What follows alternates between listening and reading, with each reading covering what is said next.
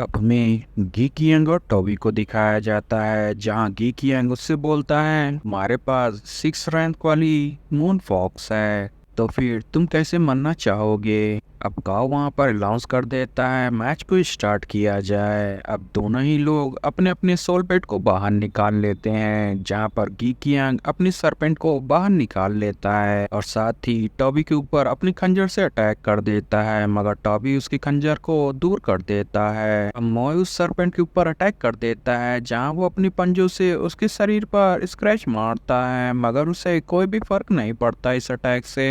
बल्कि इस अटैक की वजह से वो सरपेंट मोय के ऊपर काफी सारे अटैक करने लगता है। गीकी यंग अपने सोल पेट से कहता है मोय को चारों तरफ से घेर लो। अब वो वैसा ही करने लगता है, जिसे देखकर टॉबी कहता है तुम्हें उसके घेरे में नहीं आना है, जल्दी से वहां से निकलो।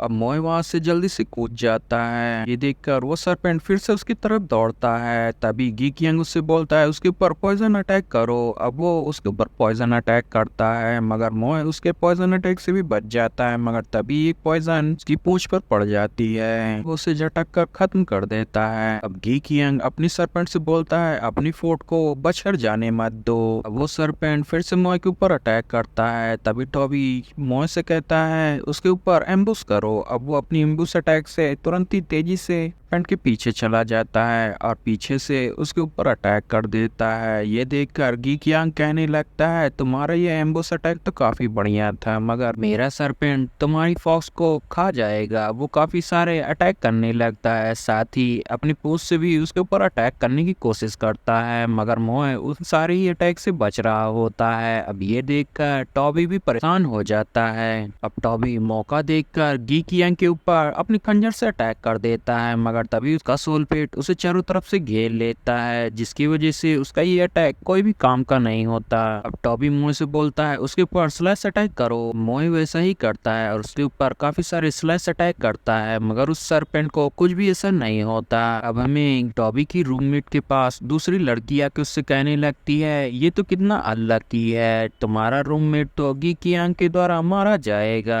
टॉबी की रूममेट उस लड़की को बताने लगती है कि मूनलाइट फॉक्स अभी काफी ज्यादा इंजर्ड है, जिसकी वजह से वो इसे नहीं मार पा रहा और वो अभी भी अपनी वीक स्टेज पर है। उसकी पास वाली लड़की बोलने लगती है मुझे लगता है ये तो टॉबी की गलती है, उसे कोई अच्छा सा पेट चुनना चाहिए था। ये बात सुनकर तिंग यू बोलती है अभी ये समय बातें करने का नहीं है। ये बात सुनकर वो कहने लगती है लगता है तुम उसे पसंद करती हो, इसलिए इस तरह की बकवास बातें कर रही हो। अब हमें टॉबी को दिखाया जाता है जो कि किंग यू को देखता है। किंग यू का सोल पेट उसे अपनी घेरे से आजाद कर देता है। अब किंग यू बोलने लगता है तुम्हारा कोई भी अटैक मुझ पर कुछ असर नहीं करने वाला, मेरे सरपेंट की स्किन काफी ज्यादा मोटी है, उस पर कोई भी अटैक असर नहीं करेगा। और अब ये गेम काफी ज्यादा मजेदार हो चुका है। मैं अपने सरपेंट से हमारी फॉक्स को आराम से खाने को कहूंगा। अब उसका सरपेंट अपनी किसी तरीके का और को जनरेट कर लेता है और तेजी से मोय की तरफ आगे बढ़ने लगता है, जिसे देखकर टॉबी भी परेशान होने लगता है। गीकी यंग कहता है चलो अब जल्दी से ये मैच खत्म करते हैं और हंसने लगता है। अब टॉबी मोय को फाइट के लिए तैयार होने को कह देता है और उससे कहता है अपनी क्लोन बना लो।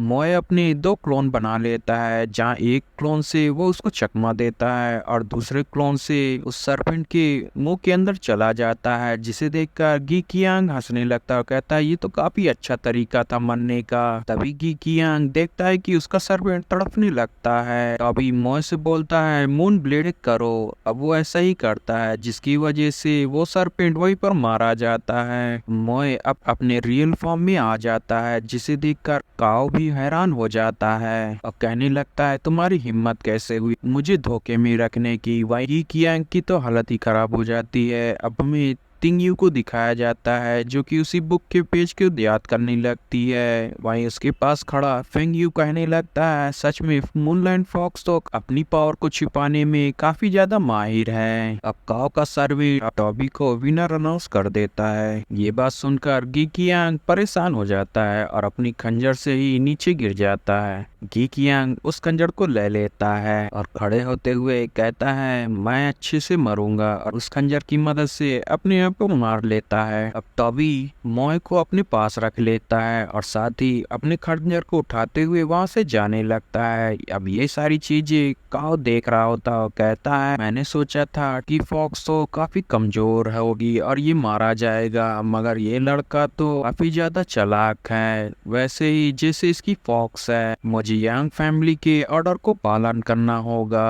मुझे इस लड़की को खत्म करना है। अब वो अपनी पावर से टॉबी के सिर में दर्द करा देता है, जिसकी वजह से वो नीचे गिर जाता है। अब ये देखकर टिंग कहने लगती है, टॉबी तो इस मैच को जीत गया है। अब काओ जमीन पर आ जाता है, उससे कहता है, कुछ ज्यादा ही बोल्ड हो रहे हो, मैं तुम्हें एक और चांस देता हूँ जिंदा रहने के लिए, अगर तुम मुझसे झूठ बोलोगे तो मैं तुम्हें फाड़ डालूंगा। वहीं टॉबी की सोल पेट काफी ज्यादा परेशान होने लगती है टॉबी के लिए, मगर टॉबी उसे शांत कराकर कहता है, चिंता मत करो, मुझे कुछ नहीं हुआ है। अब काओ से पूछता है, क्या तुमने ही जोंग को मारा है? अब ये बात जानकर सारे ही लोग शॉक हो जाते हैं, जहां अभी उससे कुछ भी नहीं बोलता।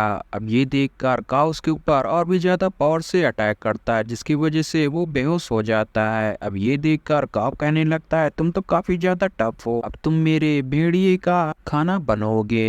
तभी वहां पर बिल्डर की आवाज आती है, जिसे सुनकर वो डरने लगता है। अब वो कहता है, मुझे ये लड़का जिंदा चाहिए। अब काओ कहता है, ठीक है। अब वो वहां से जाते हुए कहता है, जो भी इसके साथ रूम में रहता है वो इसे यहाँ से ले जाए, और वो वहां से ऐसा कहकर चला जाता है। टिंग्यू टॉबी को लेकर चली जाती है। अब हमें टॉबी को उसके सोल पेट के साथ बैठा हुआ दिखाया जाता है, जहां पर वो उसे सोल क्रिस्टल की मदद से अपग्रेड कर रहा होता है, जहां पर वो उसकी आय को भी अपग्रेड कर देता है और साथ ही उसकी क्लॉक को भी, जिसकी वजह से वो और भी ज्यादा पावरफुल हो जाती है, जिसे देखकर टॉबी काफी खुश हो जाता है। अब हमें काओ को दिखाया जाता है, जहां पर वो वाइन पीते हुए कहने लगता है, लॉर्ड जी तो इसे जिंदा चाहते हैं ताकि वो सोल ईटर इसकी सोल को खाकर और भी ज्यादा पावरफुल हो जाए। अब मैं उस लड़की को नहीं मार सकता हूँ, मगर यांग फैमिली तो वो ये सब सोच ही रहा होता है। तभी वहाँ पर उसका सर्वेंट आ जाता है, जो उसे बताता है, आज जिन्होंने इस कंपटीशन में भाग लिया है उन सबको अनेदर आइलैंड पे ले जाना होगा, ताकि वो दूसरे लोगों को कम्पीट कर सके। ये बात सुनकर काओ कहता है, ठीक है, सारे बच्चों को वहां जाने के लिए तैयार करो। गाइस, चैनल को लाइक शेयर सब्सक्राइब जरूर करिएगा और उसे ज्यादा से ज्यादा शेयर करिएगा। Thanks for watching guys.